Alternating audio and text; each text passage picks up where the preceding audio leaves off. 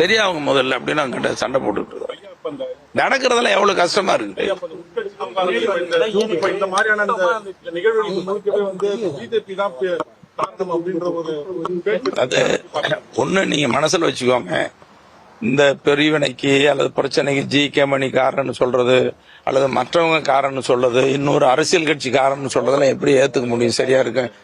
ஒண்ணு, எங்க மருத்துவரைய 45 ஆண்டு காலமா அரசியல் பண்ணவர். அவருக்கு எவ்வளவு விவரமா இருக்குன்னு விவரம் இல்லாதவர.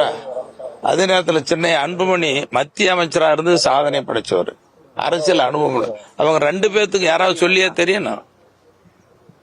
யாரு சொல்லியும் இப்படி பிளவு இல்லை, அதெல்லாம் காரணம் இல்லை. ஏதோ சந்தர்ப்ப சூழல், சில நிகழ்வுகள் இப்படி நடந்து விட்டது, அது நிகழக்கூடாது. அதை நிகழ்ந்த நிகழ்வை அந்த நெருக்கடியை தீக்கணும், ஒற்றுமைப்படுத்தணுங்கிறத எல்லாருடைய முயற்சியும், தீவிர முயற்சி. அது நடக்குன்னு நம்பிக்கையோட இருக்கிறோம். தயவுசெய்து ஊடகங்களா இருக்கிற நண்பர்கள் நீங்களும் ஒத்துழைப்பு கொடுங்க. ஏதாவது ஒரு பிரிவினைக்கு செய்தி வராம மேலும் மேலும் விரிசல் ஏற்படக்கூடாது. இருக்கிறது நெருக்கமா வர்றதுக்கு உண்டான ஒத்துழைப்பு கொடுன்னு உங்ககிட்ட ரொம்ப அன்பாகவும் பணிவாகவும் கேட்டு. அதாவது இதெல்லாம் சொல்லக்கூடாது. சில நேரத்துல கோபமா ஒரு வார்த்தைகளை சொல்றதுல பெருசுபடுத்தக்கூடாது. ஏன் ஏதாவது ஒரு வார்த்தைகளை சொல்றாங்கன்னா அதையே பெருசுபடுத்தி செய்தியாக்க கூடாது. நன்றி நன்றி நன்றி. ரொம்ப வருத்தமா இருக்கு, கஷ்டமா இருக்கு. பேசும், எல்லார்ட்டையும் பேசிட்டு இருக்கிறேன், பேசிட்டு தான் இருக்கிறேன்.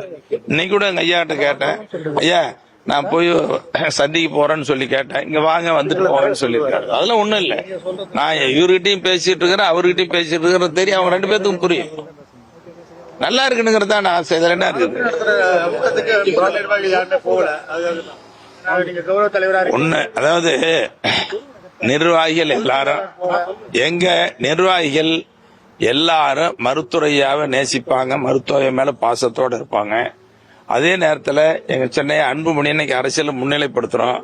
அவர் அரசியல் அதிகாரத்துக்கு வரணுங்கிறது எல்லா விருப்பம், எல்லா அங்க தொண்டை எல்லாருடைய விருப்பம். இதுல மாறுபட்ட கருத்தே இல்லை. எங்க ஐயா நல்லா இருக்கணும், அவர் பின்னால இருக்கணும், அவரு தெய்வமா வழிபடணும் தான் எங்க ஆசை. சென்னை அன்புமணியை முன்னிலைப்படுத்தி அரசியல் அதிகாரத்துக்கு கொண்டு போகணும் தான் எல்லாருடைய விருப்பம். அதில் ஒன்றும் மாறுபட்ட கருத்தே இல்லை. இடையில இப்படி சில சூழ்நிலை அமைஞ்சிருச்சது வேதனை. சார், ஒரே சின்ன விளக்கம் சார். இது நீங்க வந்து கட்சியோட கௌரவ தலைவர், பாட்டாளி மக்கள் கட்சியின் சட்ட விதிகளின்படி 3 ஆண்டுகளுக்கு பிறகு பொதுக்குழு கூட்டி தலைவருக்கான தேர்வு திரும்பி நடைபெறுமா? அது என்ன சார்? இதெல்லாம் பேசி முடிவெடுக்க வேண்டியது கட்சி பிரச்சனைகள், வெளியில சொல்ல முடியாது. பேசி அது உண்மைதான், சட்ட விதி உண்மை இல்ல. இது என்னன்னு இப்ப எங்க ஐயா கிட்ட சென்னையெல்லாம் கலந்து பேசுவோம் நாங்க. அதுக்குள்ள அவசரப்பட வேண்டியதில்லை. அதை பத்தி எதுவும் சொல்லவும் கூடாது, நல்லது இல்ல. சொல்லப்படுற விதி சரியா சார்? 3 ஆண்டுகளுக்கு பிறகு பொதுக்குழு இல்ல, அது வெளியில நம்ம பேசக்கூடாது, சொல்லக்கூடாது, நல்லது இல்ல.